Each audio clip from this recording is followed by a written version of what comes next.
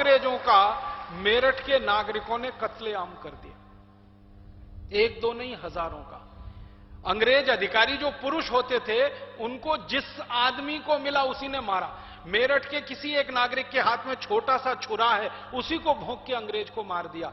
महिलाओं के हाथ में वो होती थी, हंसिया कहते हैं, जिससे आप फसल काट दें, हंसियों से गले काटे अंग्रेज अधिकारी।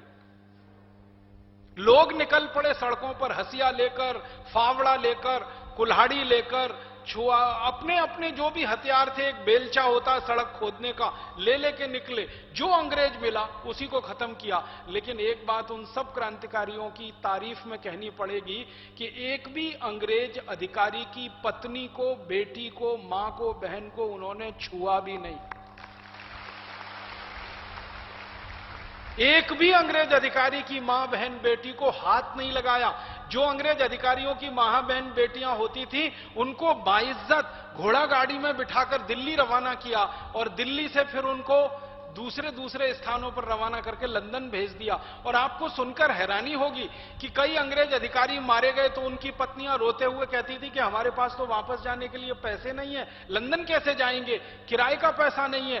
तो मेरठ के नागरिकों ने चंदा इकट्ठा करके उन धर्मपत्नियों को लंदन पहुंचाने की व्यवस्था की। माने क्रांति भी की तो पूरे आदर्श के साथ। हमारा आदर्श क्या है? माताओं को, बहनों को छेड़ना नहीं, छूना नहीं, वो मेरी हो या किसी दूसरे की हो।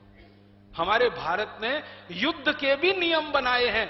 दुनिया में ये अद्भुत देश है जो युद्ध लड़ने के भी नियम बनाता है। आपको मालूम है,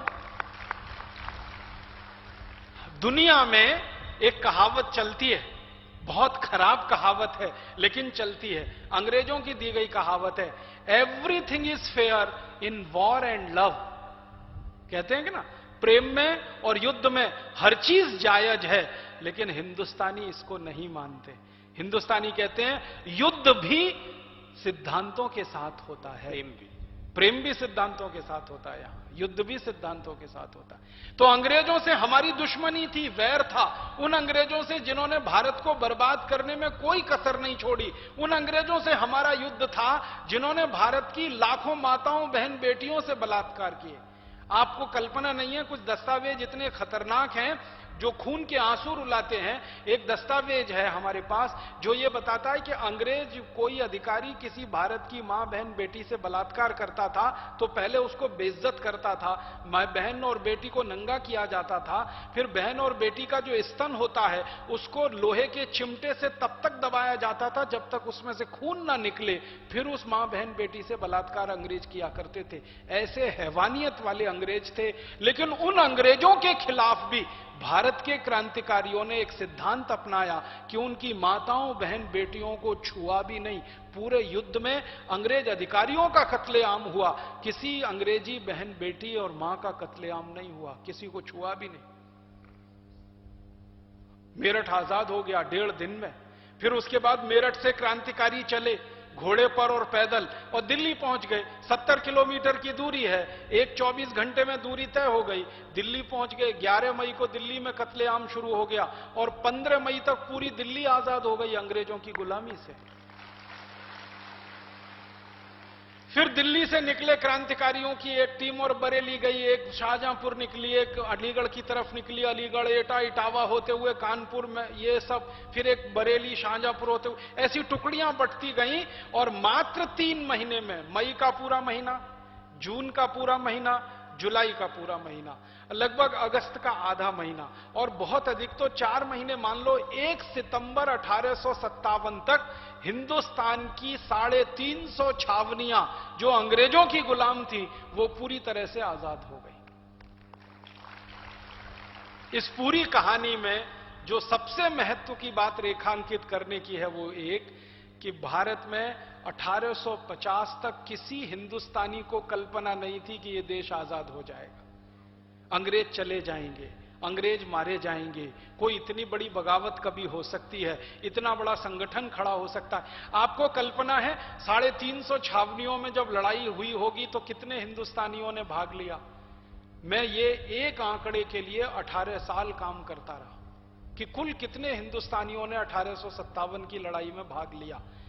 एक इतिहासकार कहते हैं लाखों में, कोई इतिहासकार कहते हैं करोड़ों में, कोई इतिहासकार कुछ, कोई इतिहासकार। एग्जैक्ट संख्या मुझे लगती थी कि पता होनी चाहिए।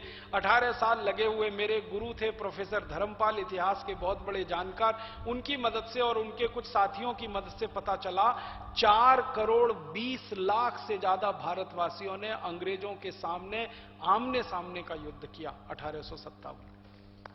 350 स्थानों पर युद्ध हुआ, हजारों लाखें तलवारें इस्तेमाल हुई, बंदूकें इस्तेमाल हुई, गोला बारूद इस्तेमाल हुआ।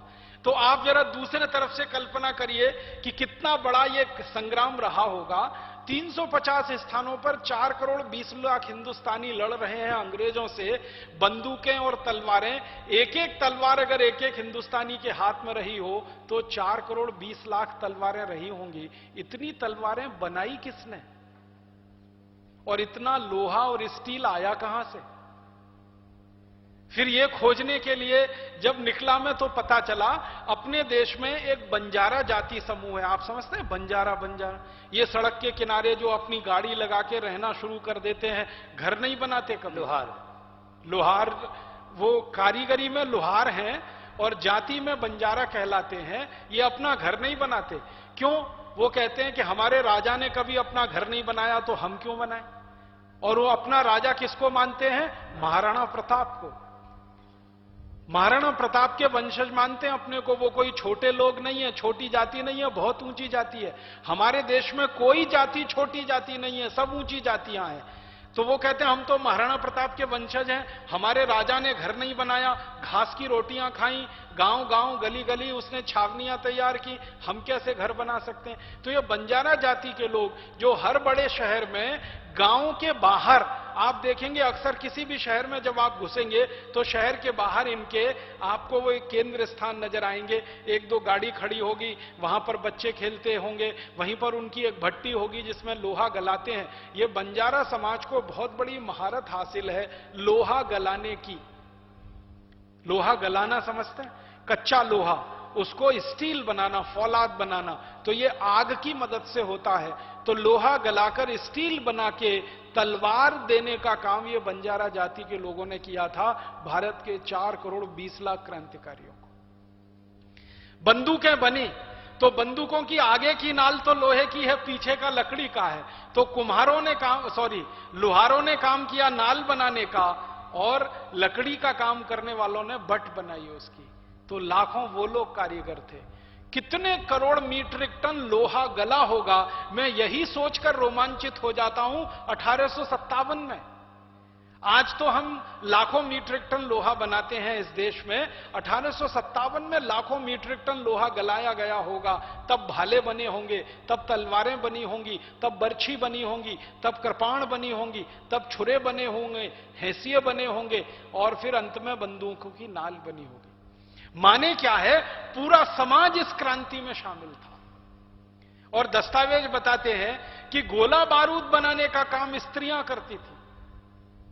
कानपुर में बहुत बड़ा केंद्र था और आपको सुनकर यह बात गर्व होना चाहिए कि कानपुर में गोला बारूद बनाने का जो सबसे बड़ा केंद्र था, जहां से गोला बारूद बनाकर नाना साहब पेशवा को, तात्या टोपे को दिया जाता था, जहां से गोला बारूद बनाकर झांसी रानी लक्ष्मीबाई को सप्लाई किया जाता था, वो केंद्र को चलाने वाली एक महिला थी, एक मां थी, एक बेटी थी।